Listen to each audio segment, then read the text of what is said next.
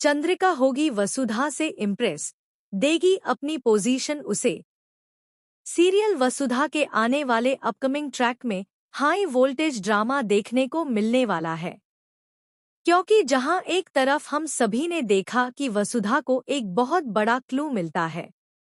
उसके घर के माली के हाथ में चोट लग जाती है और वह बताता है कि वह अपना इलाज सरकारी अस्पताल में ही करवा लेगा। यहीं से वसुधा को एक आइडिया आता है। उसे याद आता है कि बूढ़ी अम्मा का इलाज भी तो उदयपुर के सरकारी अस्पताल में ही चल रहा है।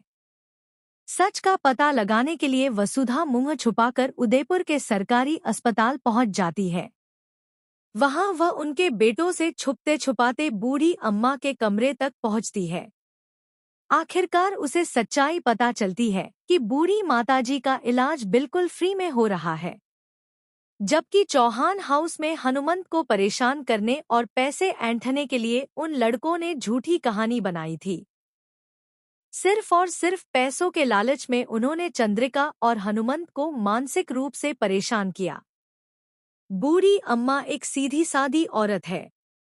वह वसुधा की सारी बातें ध्यान से सुनती है और समझ जाती है कि वसुधा एक निर्दोष और गरीब लड़की है, जो एक ड्राइवर की बेटी है, लेकिन उसके इरादे साफ हैं।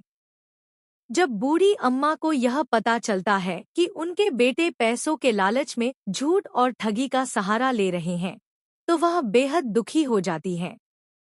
दुनियादारी से ऊपर उठकर वह सच का साथ देने का फैसला करती है। वह वसुधा के साथ चौहान हाउस जाने के लिए तैयार हो जाती हैं। जब बूढ़ी अम्मा वसुधा के साथ चौहान हाउस पहुंचती हैं, तो उनके बेटे भी वहां आ जाते हैं। वहीं वसुधा और माताजी के बीच एक बड़ा फैसला हो चुका होता है। दोनों तय कर लेते हैं कि अब देव सर की मदद से सच्चाई सबके सामने लाई जाएगी और दोषियों को सजा दिलाई जाएगी। बूढ़ी अम्मा, जो स्वाभिमानी और ईमानदार महिला हैं, जैसे ही जानती हैं कि उनके बेटे ठगी कर रहे हैं, वह उनका साथ छोड़ देती हैं और वसुधा और देव का साथ देने का निर्णय लेती हैं।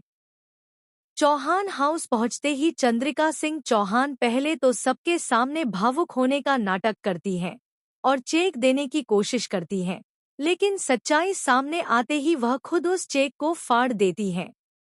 उनका बेटा हैरान रह जाता है कि आखिर यह क्या हो रहा है।